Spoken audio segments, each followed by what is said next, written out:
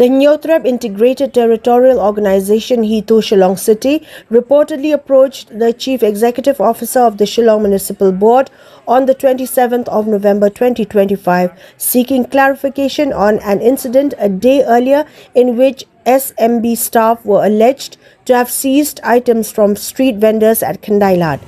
According to Hito President Ban Pentingan Seimle, who spoke to reporters after the meeting, the CEO of the Shillong Municipal Board had asked the organization to provide suggestions on the issue. Seimle, however, stated that it was not the organization's mandate to offer such inputs. He also maintained that the street vendors in question did not obstruct public movement, adding that if pedestrian congestion was the concern, the authorities should focus on regulating foot traffic rather than targeting the vendors. Ini nakaliang ng Hito Shillong State, masih yok kue isu, ini kan mana nak pipi, dari tempat yang baru di desa, di desa, di Syam yang dijar, phone sini, dan yang awan kedua Chief Executive Officer jong municipal board dan yang ada background itu, pan solution ini, kamram ini pan solution, nah kini kira ke desa nama pendapat yang sama. Mah kepeningkong tu kada pendapat yang sama. Mentali kita pernah siap by school ke jinglet ke buat ke ini smart ban support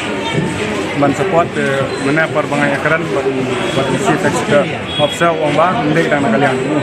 jadi dan bentalang bagi kehidupan tu ingin selek kenduk itu ingin pan pincai kalau jong ke bang kawet ayu ba mendek isong silakan mendek bagi pendek kedukan nono jono nak lihat ini ubakwa di sa ubakwa kitso ubak ban banyak kata kesong pinong kiat ma ngai banong ba jingwet yaki de kamdan jingwet yai de lada dai kumta ba wet ya kata ka badisha de so ka lentiya bre rohap perking na kan wet ki wei kriya kan wet ki ka bormat kre jong ki bakian kamdai ka bormat ma sarkar ka bormat kre jong ki disha ka sarkar kre ban perkat kini ki kuar ki jenjar jam te ki hapan pendiang yang sama gaban penat te perkat lang kenyam ka jong ki ngira along bakloi